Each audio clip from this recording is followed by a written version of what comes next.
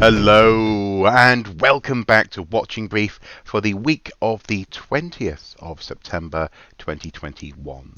I am joined as ever by the excellent Andy Brockman, my co-host and collaborator extraordinaire.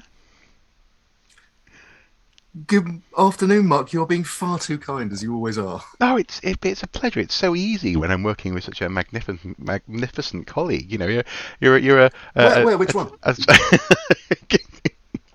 okay, saboteur then. Let's go with saboteur. Anyway, regardless, Gadfly.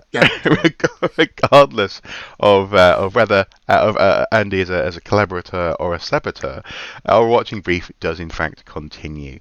Our ongoing mission to examine the archaeological news of the week and bring it to you here in the form of a video to add to the conversation and the discussion below. And this week we have a fairly dominant story, actually. It's a story that's been present in the minds of archaeologists, historians, and heritage professionals, and frankly, the interested public throughout the whole week, because it's really a pointer to the culture surrounding culture, actually, in the UK, particularly with the appointment of a new culture minister. So it's a real milestone and a bit of I suppose, a mark of intent potentially. So it's something that we think and we hope people will be interested in outside the UK as well. But before we dive into that, we have a couple of news lines that you want to highlight. Do we not, Andy? That's right.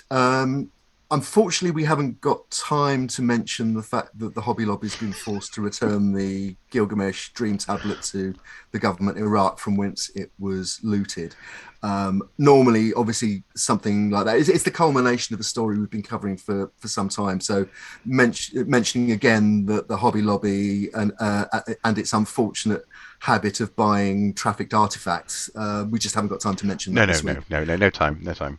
And the thing is, So it's. I mean, it's just because they keep on cementing their position at the pinnacle of our Muppetry scale with that Lifetime Achievement Award. I mean, it's just embarrassing to have to mention it again, isn't it? We don't have to mention it. It's fine. We can move abs, on. abs, We can put it in a drawer, much like Hobby absolutely Lobby did. yes, until they were forced to take it out again because it had been looted. Um, no, we just haven't got time to Oh, no, mention no, no time, no time. No. any of that, and the fact that an important artifact from ancient Mesopotamia is now heading back to the Middle East and the government of Iraq and Iraq's museums where it belongs. Yeah. So we'll park that one. Okay. Um, What's the second story?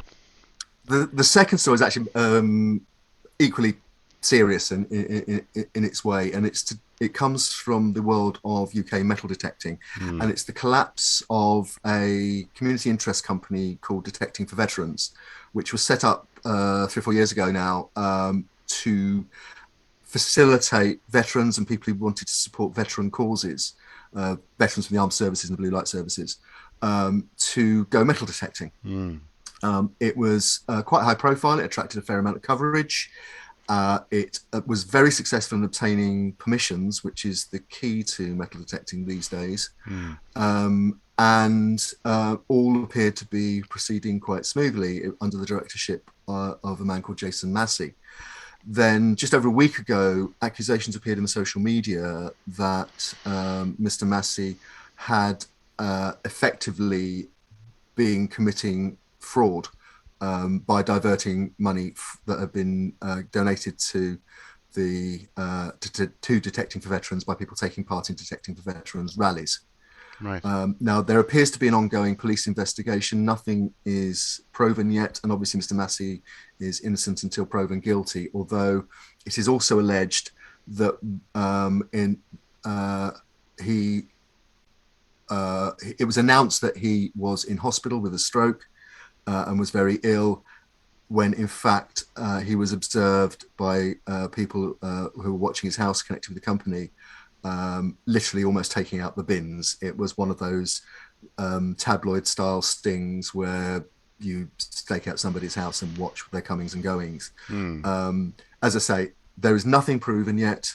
The investigation's ongoing, but the company effectively has collapsed in its its website's its Facebook page has been closed down, and there are appeals to contact the police if people feel they've lost money. Right. So it's a story to watch, and I think, and obviously, as I said before, Mr. Mass is innocent until proven guilty of anything. At the moment, there aren't even any charges, Hmm. but whatever happens in the case of detecting for veterans, it highlights concerns that many people have had in the archaeological world for a long time about metal detecting rally companies and the lack of accountability and the lack of transparency in their operations. Mm. So I think regardless of what happens with D4V, the issues that are highlighted by what appears to have happened won't go away. No. And it's always, I hate to say it, but it's always veterans, isn't it? It's always, unfortunately, it's a very attractive way of gaining attention and raising money. Uh, and in this case, it's potentially precisely those sorts of people who are vulnerable or people who are simply served who are also at risk of losing out here. That's a real shame. Um, It is, and I'll just say very quickly, actually, hmm, a lot of the response on social media has been saying exactly that. right. Yeah. That and so this is an extremely sensitive area. We're dealing with people's health and mental health and well-being at the same time. One of the things that was said about detecting for veterans was it was very successful in land banking metal detecting permissions on the basis that it was a veteran. It wasn't a charity; it's a community interest company, which is a different thing. Has Yeah. much less regulation about it. Hmm. And but people were treating it as though it was a veterans charity, and it was gaining support on those grounds, understandably, because quite understandably, people want to support good causes, and supporting veterans of the armed services, particularly those with health or mental health issues and so on. It's a popular and needed avenue. Hmm. Hmm. So the fact that D4V appears to have collapsed in this way is, before it's anything else, it's upsetting to Hmm. anyone who's particularly veterans and those who are raising money for veterans. Okay. And finally, we have something from Stonehenge, do we not? That's right. It's a newsline, and it's quite a significant newsline, I think. Lead A, the legal firm that was representing the campaign to prevent the Stonehenge dual carriageway and tunnel going ahead, announced, put out a press release a couple of days ago that the Transport Secretary Grant Shapps has decided not to appeal the legal decision that granting permission to build the Stonehenge tunnel and dual carriageway across the World Heritage Site was unlawful on two grounds. No. The government has stepped back from that. So, as things stand, the position is that if they wish to carry on with the project, it has to be reassessed. It has to go to consultation again from interested parties. There is a break on. No, well, it's unclear at the moment whether enabling work is going to continue or whether it remains frozen. Okay. But Because certainly, initially the government was saying, regardless of the decision, enabling works continue, weren't they? But now yes, now it's unclear. Okay. yes, Hmm. and Interesting. and I'm sure we'll return to this in due course. Hmm. Well, let us begin our main course, I suppose you could say, by introducing people to the Dorman Long Tower. This is a coal bunker structure built in a brutalist style in the 1950s, I do believe, in a place called Redcar. It's part of the Tees Valley Combined Authority, um, and it is here in the northeast of England on the coast.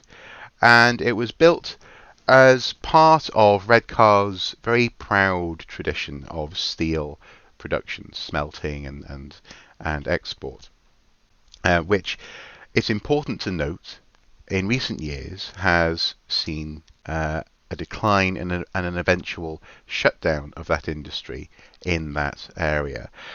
Last time I was in Redcar, I was buying a PC, oddly enough. But I remember as we were driving through, we were driving past some of these sites, and it was as that was in the balance. The question was whether or not these sites would continue, because once you shut them down, once you stop the furnaces burning, essentially the molten slag and metal and other parts of the plant become unusable. They sort of fuse. They cut. It's no longer alive. In a very real sense, the industry has died, and it's been allowed to die under what we should also point out is an extension of the current government. We've had a decade now of conservative administration in this country, and this happened under their watch. Um, in recent years, there was a proposal, was there not, to demolish this structure, and it is quite an interesting structure. It's got a very specific design. It's quite pleasingly symmetrical. It's also quite functional, a la Brutalism, and it has the words Dorman long written on the outside of the structure. It's very well, dare I say, even iconic. It could have been something akin to the Angel of the North, or any number of structures that we see across the country, but that's no longer going to be the case, because unfortunately it was demolished early in the morning on Sunday morning. How did this happen, Andy? What happened? Because you can see why some people wanted to keep it, can't you? Yeah. This is a story of high heritage politics, and I think it can be argued low cunning. Hmm. Hmm.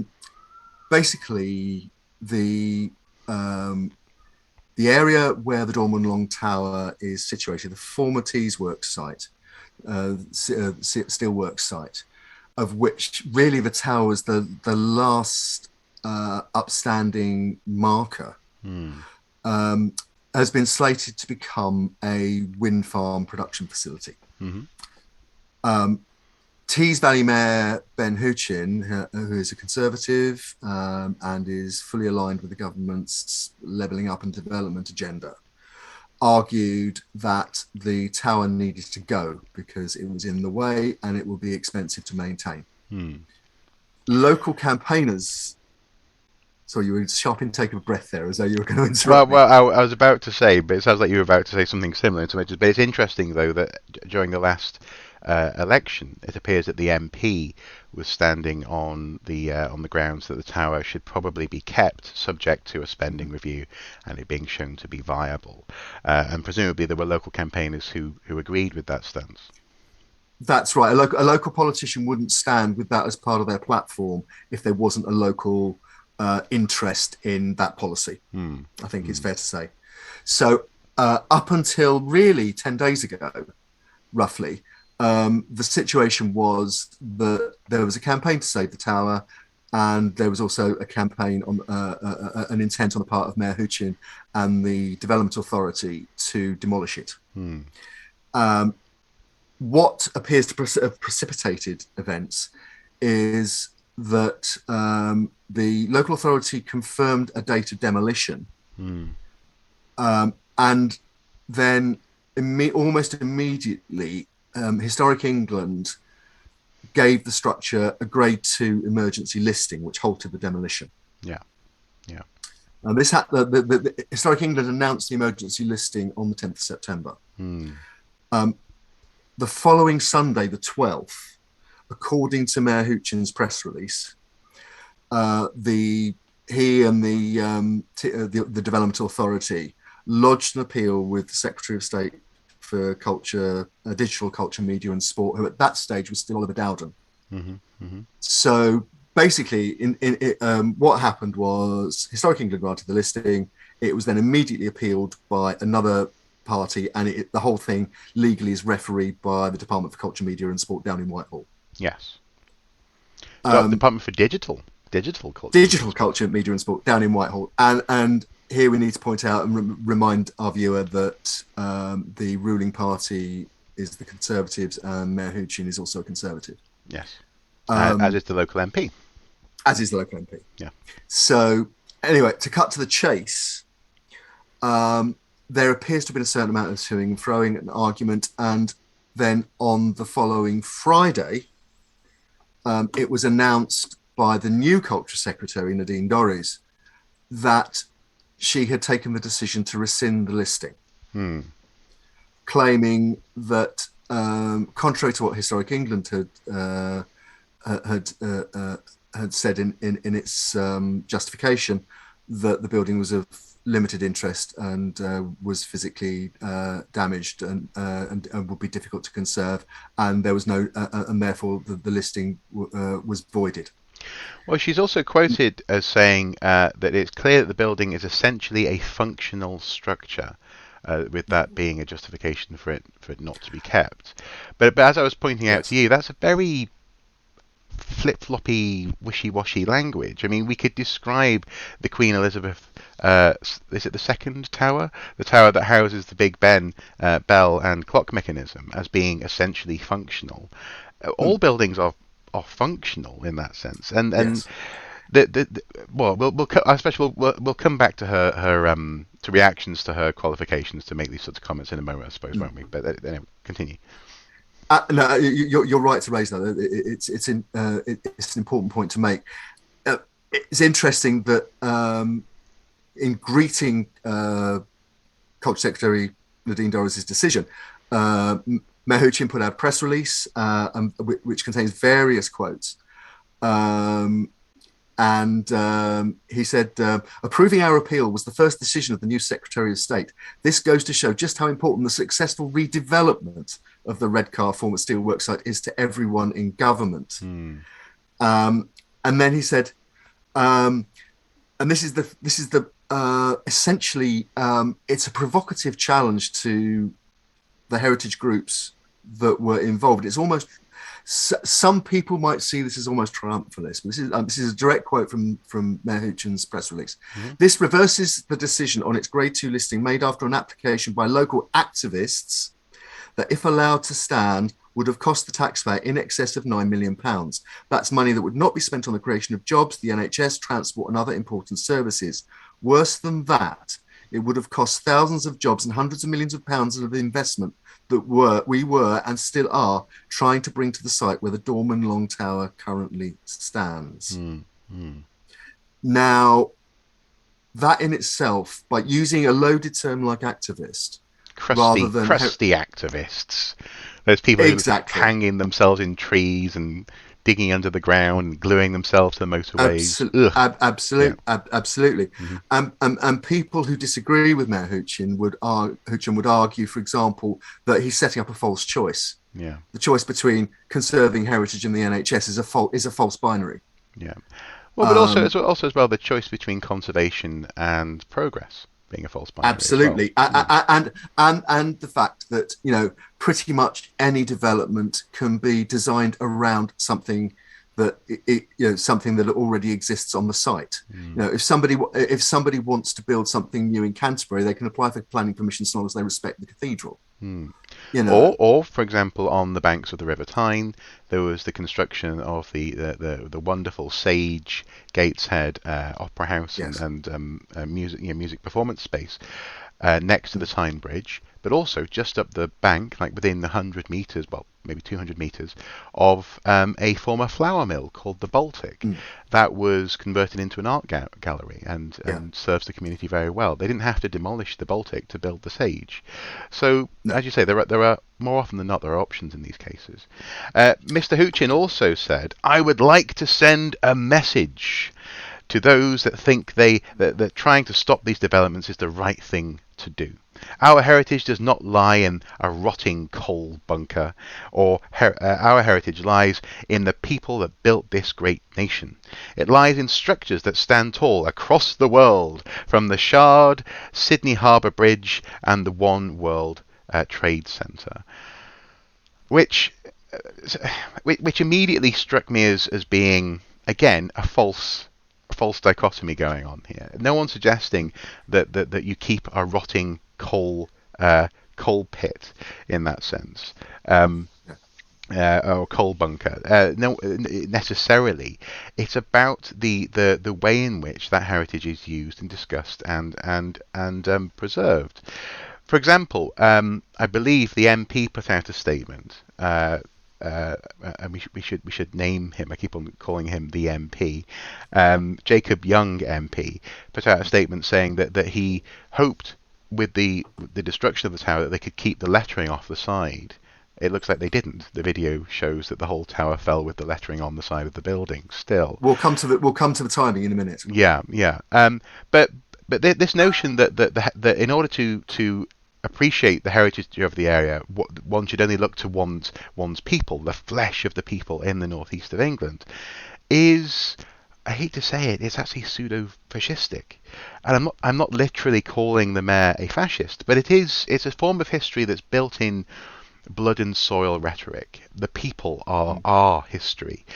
That's not true, because the people are also subject to ongoing narratives about, for example, progress. This idea of standing in the way of progress, coming straight on the heels of having just allowed an industry to die in the region, is deeply political. So this isn't about a heritage narrative, or actually taking pride in something. This is about shaping what people think of themselves and their region, which is a separate issue. There's also the question of, is he implying that people need to travel to London, Sydney, or New York in order to experience their heritage if they're from Redcar? It's high rhetoric, but it's also highly flawed as well. It's not actually good. And once again, I say I'm not suggesting that the tower had to be kept. I'm suggesting that the heritage has to be better tret than it has been tret. Yes, absolutely. There are always arguments around heritage and what is heritage. And for example, I think one of our colleagues tweeted out that, if it had had a statue of a slave trader on top, it would have been kept.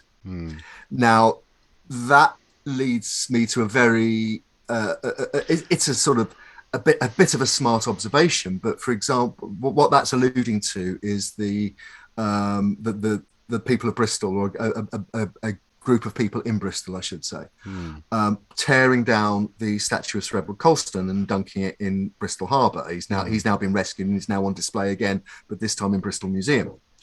Now, that event caused a change in government policy. There is going to be a whole new law to protect and prevent and criminalise that kind of activity in taking down statues. And Sir Edward Colston's statue had the same level of protection, grade 2, as was being proposed for the Dorman Long Tower.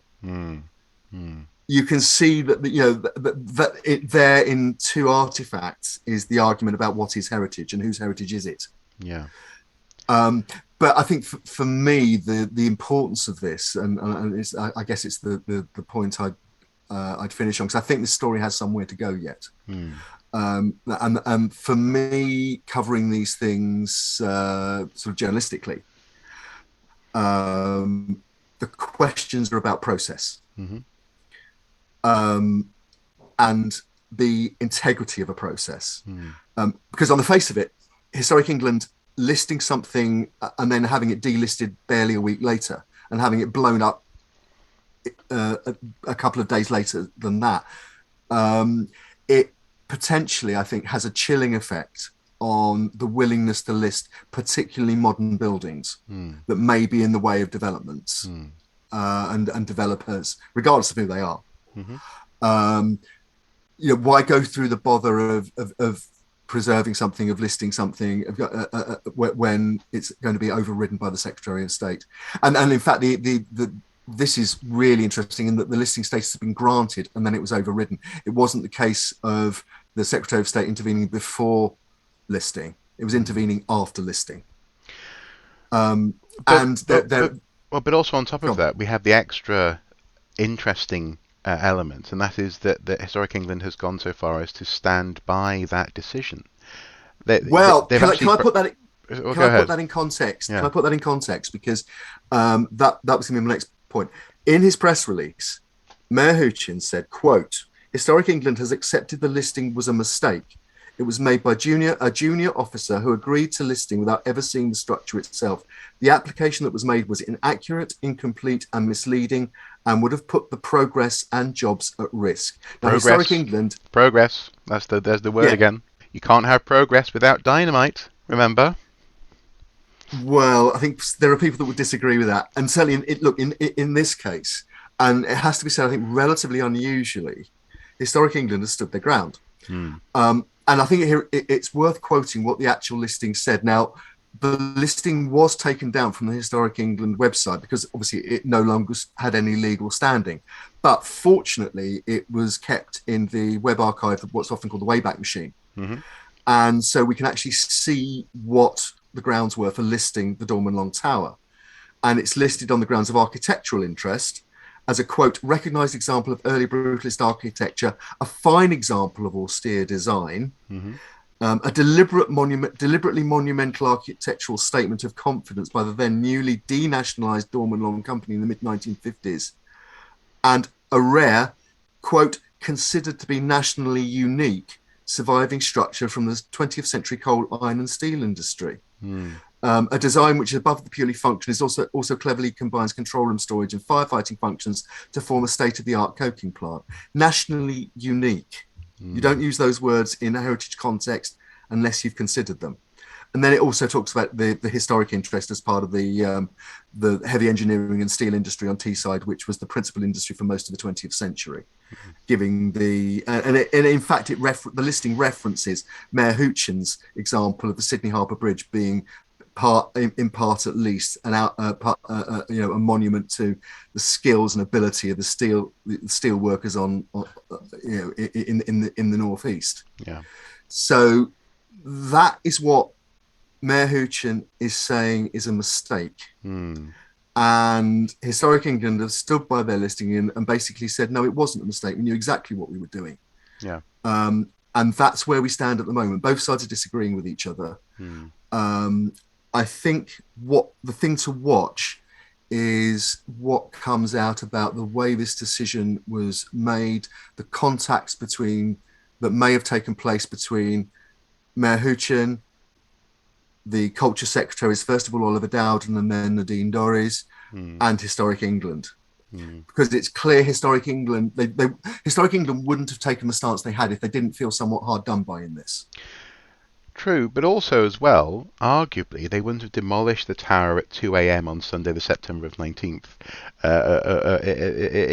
in circumstances that were entirely that they were entirely confident in and with. You know, normally these are daytime events. Normally people gather around and view these sort of collapses, and they aren't just sort of kind of rushed through like this. Now, I suppose you could argue that the prep was ready, they were good to go, and they had to do it now.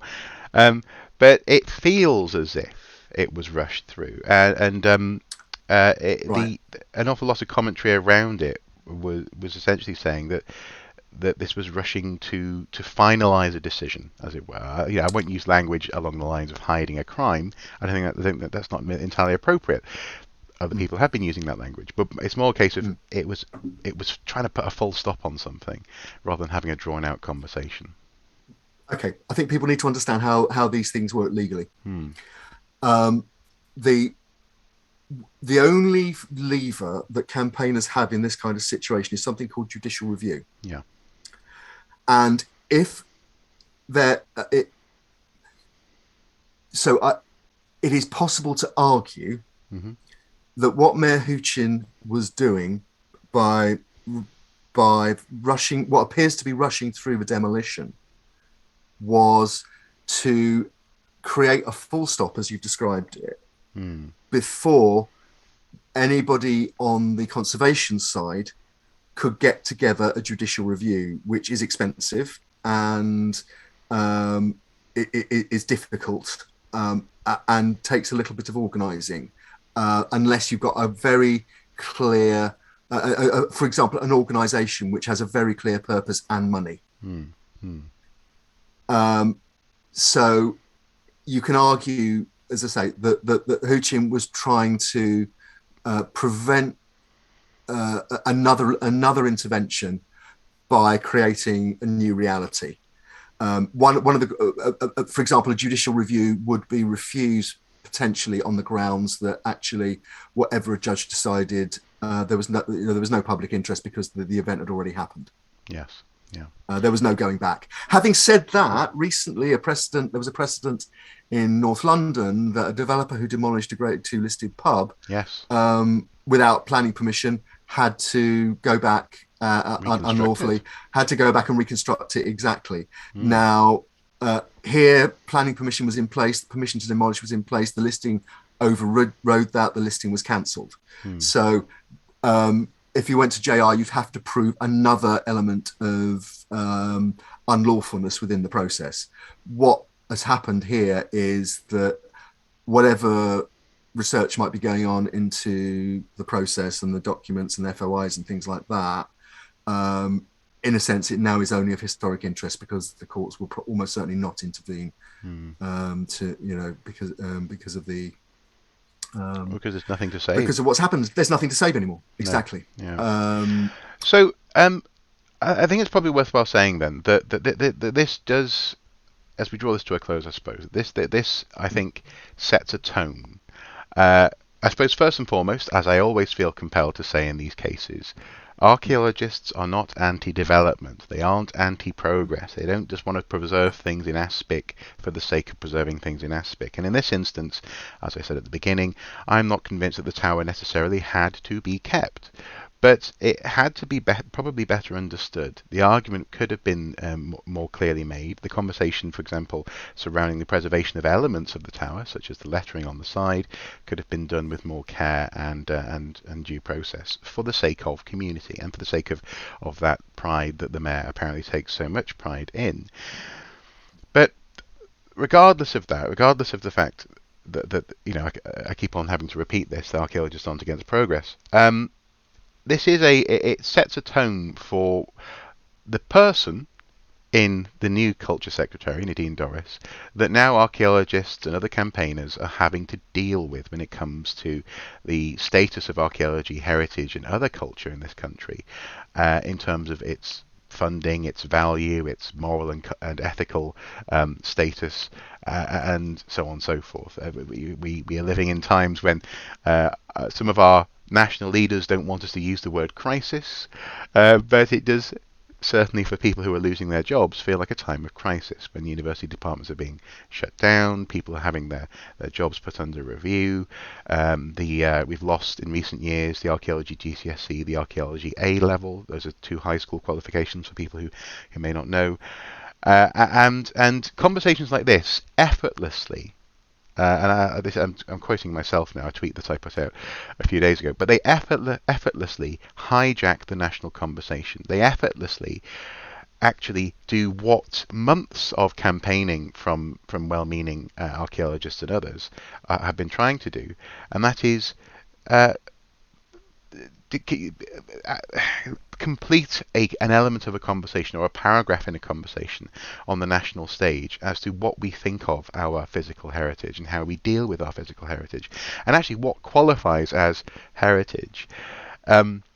Some people were trying to make the case that this represented, true working class heritage, and it's truly, northern monumental stuff in its purest form. That may or may not be the case. I'd be interested to know if this was say an Elizabethan watchtower or something like that. Would it have stood more of a chance of staying stood up? It's hard to know to a certain extent, but the fact that we have a Secretary of State who can come out with a simple pronouncement or just confirming her predecessor's point of view, by making a statement like, "Oh, it's just essentially a functional building," doesn't speak to granular detail, doesn't speak to an interest in the stuff of culture, of heritage, of what makes a place actually interesting, and if nothing else, the information that can be taken from these places and these monuments and held within the community in other forms. It simply speaks of, well, I'm not interested, therefore it can go. And it sets an unfortunate tone. I can't help but wonder what this means for this ongoing conversation that we're having at the moment in this country, in the context of, as we've been covering recently on Watching Brief, interviews with members of staff at Worcester, for example, at Sheffield and other places. Chester have just come out of a review process. Hull, hasn't escaped unscathed, and there are others. What do you think? Do you think that this was a, as I've seen described, this was a bit of a swift sort of slap on the wrist, if not a slight punishment beating, in fact, essentially saying, no, we're in charge, shut up, kind of thing. Okay, bit of historical perspective. I mean, first of all, yes, it is absolutely an argument, as we said earlier in this conversation. It's an argument about what is heritage, whose heritage, and who makes the decisions about heritage. You can argue, and some people have argued that, for example, the Dorman Long Tower was a memorial, effectively, to generations of Teesside steelworkers, northeast steelworkers. And incidentally, I don't mean to interrupt your train of thought there, but incidentally, just across the river in South Shields, there's the F Pit Museum. That's a pit head that's been saved as a local museum. Further north in Northumberland, there is the it's a museum and county, if not regional archive, that is also a pit head. They've kept the machine houses and other buildings. And there's the Beamish Living History Centre. Beamish Living History Centre, where they actually move these buildings to and reconstruct them. Woodhorn, that's it, the Woodhorn Museum, a bit up in Northumberland. These buildings can have lives after their industrial selves, and they can be relevant structures, but sorry, I don't mean to break your train of thought. Continue. No, you're quite right to raise those examples. You can create a scenario whereby, in spite of, to be fair to Mayor Hoochin and the people who follow his side of the argument, that a report by the consultants Atkins has been released, which suggested there were structural issues with the building and applying various costs to conserving it. Now, what that doesn't go into, of course, is the fact that, and as people have pointed out, there are things like the Heritage Lottery Fund, which exist to fund projects to turn buildings like that into buildings with a sustainable future that maybe contribute to the local economy as tourist attractions, for example. And you can build a scenario whereby that could have been a viewpoint looking out over the coast, but also this wonderful new wind farm factory production facility that is going to be built on the site. It could have been the icon of the factory in that sense. Absolutely. It could have been an iconic marker for past and present and future, with a bit of imagination. Another example here on Tynemouth, there's the Low Lights Museum. That was a structure that was originally used as one of two structures to line up boats as they come into the river, so they know they're not going to beach themselves. But that building is no longer really in use for that purpose, but it was repurposed, and it's just up the coast from within well, not quite a stone's throw, but within some sort of mechanized launch like a tennis ball maybe gun of a medieval monastery structure. So these things they can live in harmony with an ongoing community. But at the same time, there's an argument ongoing, I think, about the transporter bridge over the Tyne, which has broken down, and the question is it feasible to fix it at a reasonable cost? Yeah. Well, that should also be said. So I don't know if we're getting off topic here, but I think it just, again, for people outside the region, it should also be said that people in the northeast, and I was saying this to you yesterday, have always had a very pragmatic relationship with their physical heritage. So in Newcastle, for example, the dockside, the River Tyne quayside has been constantly changing over the past, especially the past 200 years. It's unrecognisable from what it was 50 years ago, and in turn 50 years before that, and so on and so forth. If a structure exists that is, for example, Elizabethan, and there are a couple that have survived, they are prized because they somehow did survive, because people had a sense of the need for progress, the need for industry, bottle making, for example, was happening on the south bank of the Tyne, coal and other materials were coming to the Tyne through the town on the north side of the Tyne, and that's Tyneside as opposed to Tees Valley, but it's a very similar attitude. So Yeah. uh, uh, I know, and it should be said. One more thing, just another case for another bit of Yeah. evidence for the mayor's side of this case. It should be said that some people as well see these structures as monuments to almost economic exploitation. Actually, Yeah. there are people and I'm thinking now of the Welsh perspective, coal mining, where you hear stories Mm. of people who don't like pit heads because pit heads remind them of their family members who died of horrible lung Mm. complications, coal dust, etc., getting into the body. So I've yeah. I mean, it's a similar thing. I've heard. I was involved in a planning issue where a local councillor opposed the retention of a possibly unique World War II air raid shelter within a development site because, as he said, my mum hated them and was pleased to, almost applauded when she saw them being torn down at the end of the war. but isn't that the point? You see, what we've just both pointed to touch that there, and this is exactly my point Mm. about Nadine Dorris. That is a personal anecdote. That's a Yeah. personal perspective, a personal Yeah. valuation of something, as opposed to actually what does it mean objectively Yeah. for a community. Okay. Let me finish with a bit of perspective here because we're historians, we're archaeologists. We go with data and we go with and we look at historical perspectives. Mm. We've been here before. In the early years of the Cameron Coalition in 2010, 2011, 2012, there was a proposed development called Broadgate next to Liverpool Street Station in the City of London. Mm-hmm. The 1980s Broadgate development was by a internationally famous British architect called Peter Foggo, the late Peter Foggo, working for, a world famous international consultancy called Ove Arup. It won awards. It was seen as state of the art for its period, which is the mid 80s. Mm-hmm. In 2010, a company called British Land proposed redeveloping the site for, I think it was Swiss Re was the company they were working for, and had as a client, and that involved removing parts of the Foggo design. Mm-hmm.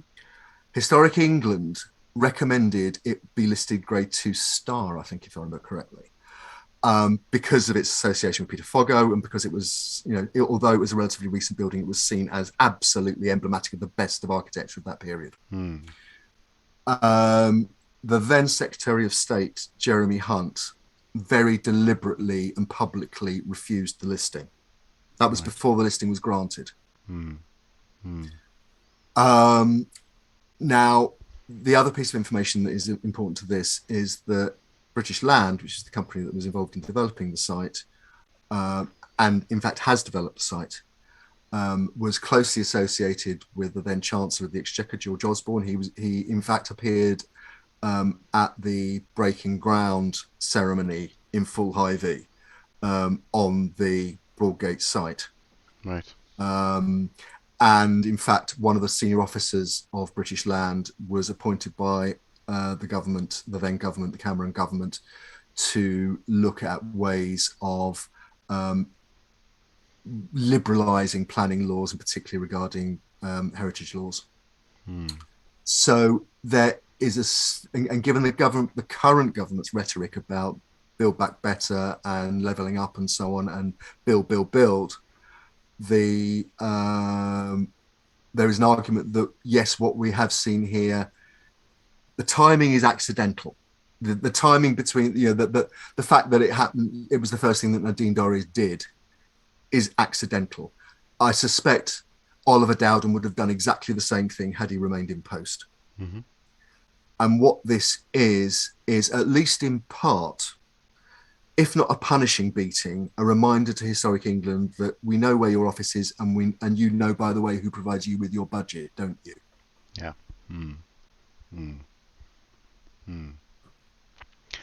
And the question is, where do we go from there? How do we deal with those people? But I don't suppose that's something that you and I can answer in the next 30 seconds or so.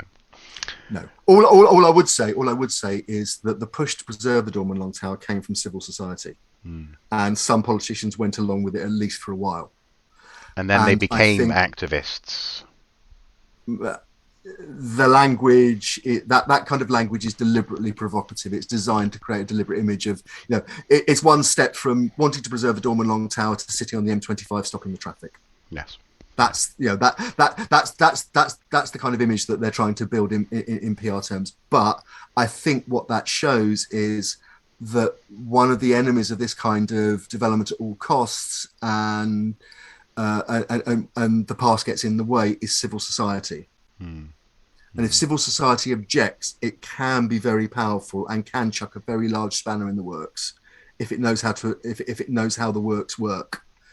And that means particularly, it's why the current government is trying to, quotes, reform judicial review to make it more difficult. They know it's one of the few levers that's left that civil society has that can bring government, local government entities to account. Yeah. And that's what's going on here, I think. Okay. That's what they're afraid of. Okay, well, it's been an interesting week. I'm sure the story isn't fully finished. We're likely to see more come far out from it. But hopefully this sort of bumper episode has covered what happened and some of the issues surrounding it for you. So please do feel free to comment below if you want to add to this conversation. And also, actually, if you're from Redcar, from the area, feel free to comment on what you think of the tower falling down. In that sense, falling down, being brought down. Rather, it wasn't a passive accident. But as I say, there's probably there is undoubtedly a spectrum of responses to this happening in the way that it happened. So feel free to comment below. Thank you guys for watching. Thank you for your time, Andy, this week. And if you like what we do here in the Watching Brief, please do consider supporting us on Patreon. You can support us for as little as £1 per month or $1 per month on the Patreon website. Link below. Your support is very welcome, and it allows us to at least to have the odd penny sweet while we're putting our agenda together. We can have some chewing gum or a nice cough cop. What's your favourite sweet, Andy? Actually. I'm not a sweets person. I do have a real soft spot for donuts. Oh, donuts. Okay. Yeah. Interesting. Well, Mrs. Soup is a big fan of Clove Rock. Have you ever had Clove Rock before? No, is that some kind of northeastern delicacy? Well, actually, no. I don't know. I don't know if it is northeastern. I knew I was in York when I lived there, but in particular, she obviously grew up in Northern Ireland, so it was there, and it tastes kind of. She describes it as tasting like dental mouthwash. Oh my goodness! But it's actually quite pleasant. So I'll leave you with that image anyway. Clove Rock. Try it out if you can. Thank you guys for watching. Until next time, do take care. Bye-bye. Bye.